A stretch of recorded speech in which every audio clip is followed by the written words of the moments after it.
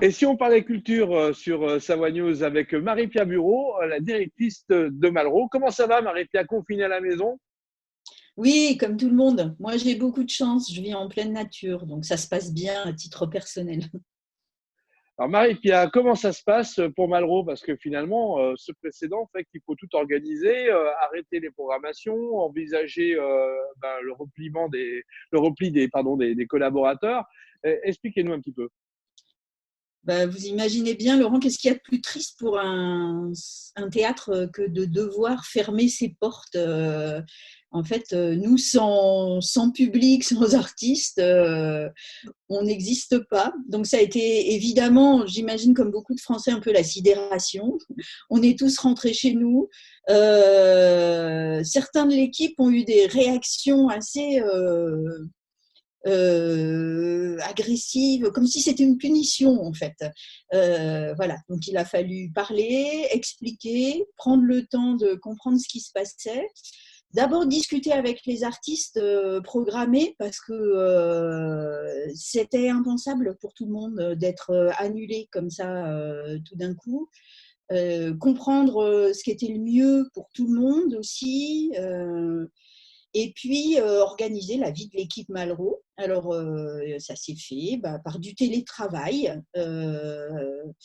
Une fois qu'on a eu digéré la nouvelle, en fait, on s'est mis en mesure de se dire qu'il fallait se concentrer sur l'après, qu'on avait une saison l'an prochain à gérer. Peut-être qu'elle ne serait pas euh, la même que d'habitude. Alors, pas la même, ça ne veut pas dire que les spectacles vont forcément changer, mais ça veut dire que la façon d'apparaître, de parler aux gens en fonction du moment où on va pouvoir se rassembler, etc., il fallait l'imaginer peut-être un peu autrement. Là, c'est ce qu'on est en train de faire en ce moment.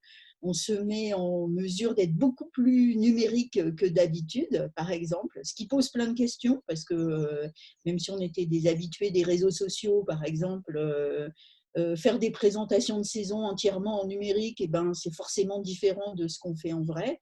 Voilà, et puis on se parle un peu par bout d'équipe tous les jours pour essayer de faire avancer les choses.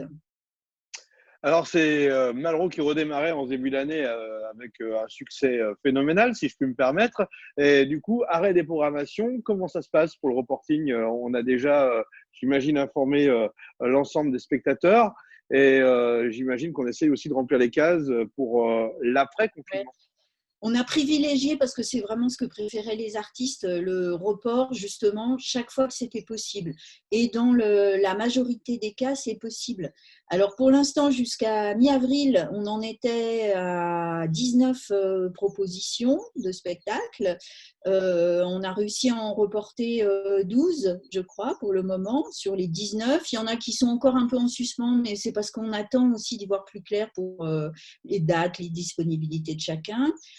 Il y a encore tous les spectacles du mois de mai et de début juin qu'on n'a pas encore officiellement pris la décision d'annuler, puisqu'on n'a pas de date de fin de confinement officielle, même si ça paraît peu probable qu'on ait le droit de se rassembler. Donc on discute avec les artistes. Il y a une partie qui est reportée sur l'automne 20, un petit peu le concert de Kerry James, par exemple, qui vient en janvier 21. Et puis, il y en a aussi sur l'automne 21. Le problème, c'est qu'à ce stade de l'année, en fait, notre saison prochaine, elle était déjà faite. Donc, il y a un moment où on peut rajouter un peu, mais ça serait presque faire des morts en chaîne que de déprogrammer ce qui était programmé l'année prochaine. Donc, on n'a pas voulu déprogrammer et on essaie de gérer, oui, avec les espaces vides et tout ça. Voilà. Et puis, en fait, avec nos artistes associés, on a parlé de faire une université d'été. En fait, eux, ils ont envie de se poser, de parler entre eux, de réfléchir, de parler avec des gens, de la ville aussi. Donc, si on peut se rassembler cet été, que ce soit en juillet ou que ce soit en août, à la fois on reprendra certains spectacles et à la fois on proposera des temps d'échange en lien avec la base et entre artistes, artistes locaux, artistes venus de plus loin, entre artistes et public, milieu associatif, etc. je crois qu'il y a besoin de temps pour penser tout ça, parce qu'elle s'y subit, cette crise, que c'est pas simple de comprendre exactement ce qui nous arrive et ce que ça va changer sur le spectacle. Alors, des vraies conséquences économiques, parce qu'il y a bien sûr les salariés de Malraux, mais il y a aussi tous ces intermittents du spectacle en majorité qui doivent trouver des ressources. Vous avez des échos là-dessus? Oui, bah, il y a eu des mesures annoncées très vite par le ministère de la Culture sur le droit au chômage partiel des intermittents, le fait que leur période d'indemnisation, vous savez, pour être intermittent, il faut faire 507 heures tous les ans. Donc, il y avait tout de suite le problème des gens qui devaient renouveler leur statut. Donc, ça a été prolongé. Il y a eu un gel sur la période.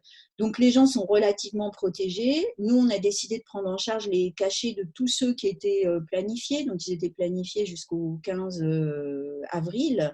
C'est la suite qui va être plus compliquée à gérer. La suite, si ça doit durer, il y a aussi beaucoup d'intermittents qui participent au festival d'été. Là, vous voyez bien, en ce moment, il y a des annulations en cascade des festivals d'été. Si Avignon est annulé, ça va avoir un impact assez important sur le travail dans le monde du spectacle.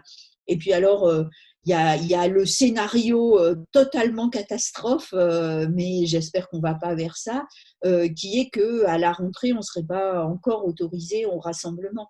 Si j'ai bien compris le confinement, il y a un moment, on va pouvoir sortir de chez nous, recommencer à travailler, mais ce qui va être autorisé en dernier sont les rassemblements de personnes. Donc, ça touche directement le monde du spectacle. Et là, on est en attente d'y voir plus clair. C'est sur la durée que la crise va être très, très compliquée à gérer. Ça, c'est le premier effet qui se coule, on va dire. Et puis le deuxième, c'est que il va y avoir un impact économique sur toute la société. Et vous savez on est tributaire de subventions. On ne sait pas dans quel état vont être les budgets des diverses collectivités qui nous soutiennent. Et on a très, très peur pour la suite, évidemment. Et puis, il y a toutes les questions liées aux gens qui étaient en répétition, en création. Même si on les indemnise, là, si eux, ils ne peuvent pas répéter et qu'ils ne peuvent pas prendre du temps, les spectacles ne voient pas le jour. Donc, comment on relance toute cette production après, c'est pas si simple, en fait. Pardon. Alors, prévoir une saison, c'est un peu comme la mode, hein, c'est quelques mois à l'avance. Comment on Ouais. envisage la prochaine saison à Malraux? Alors, c'est rigolo, je ne pense pas qu'on était spécialement visionnaire, c'est parce que c'était dans l'air du temps. On avait prévu une grosse thématique de saison sur alors le rapport aux animaux et à la nature en général, avec le festival La Chaleur des Grands Froids qui porte vraiment sur des questions d'énergie durable, d'écologie, mais aussi beaucoup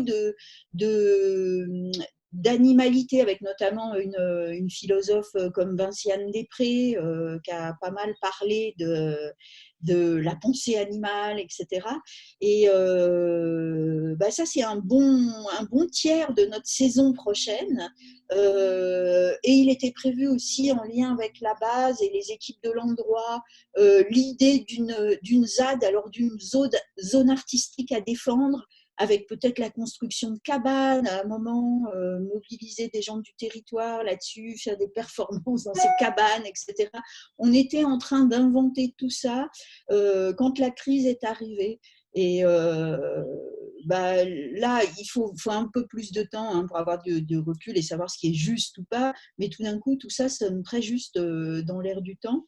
Et voilà, ce qui va être peut-être plus compliqué pour mesurer l'impact sur le public, c'est que, vous le savez, à Malraux, on impulse quelque chose qui est de la vie, de la vitalité, de la fête, de l'envie de s'amuser dans le lieu, dans un théâtre, de se retrouver, etc.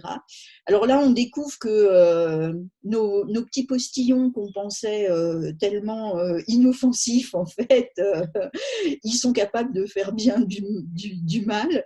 Est-ce que ça serait comme une métaphore du théâtre, finalement, que ce qu'on se dit, la parole qui paraît tellement noyée dans des flots de communication, etc. Finalement, ça a un impact. Finalement, ça peut toucher des gens et ça peut même leur faire du mal. Comment les spectateurs, la population en général va réagir par rapport à ça? Est-ce qu'elle va regarder le théâtre comme un lieu un peu sulfureux, dangereux, vraiment au sens premier du terme, physiquement, ou est-ce que les gens vont avoir une envie insensée de rassemblement, de se repalper, de se réapprocher les uns les autres, etc. Ça, on ne le sait pas du tout. Donc voilà, on a des questions par rapport à ça, mais on garde notre vitalité, notre envie de spectacle. Ça fait un moment qu'on équipe, on réfléchit sur quand même la nécessité de faire évoluer les théâtres, la façon dont on est à l'intérieur, dont on reçoit le public, dont on partage des rituels peut-être un peu différents. Et ça nous incite plutôt à aller plus loin là-dedans. Donc peut-être qu'au bout du compte, ça va nous faire un grand bien, cette chose-là dans le théâtre, dans la poursuite de notre projet. Voilà, à voir. Marie-Pia, c'est un break pour vous? Vous avez le temps de vous inspirer ou c'est une succession de réunions téléphoniques et visio? C'est les deux. Alors pour moi, c'est une succession de rendez-vous, effectivement, mais c'est aussi un temps personnel pour faire des tas de choses que je me promets de faire depuis 5 ans que je vis dans une maison en pleine nature, comme commencer ma journée par marcher dans la forêt tous les matins.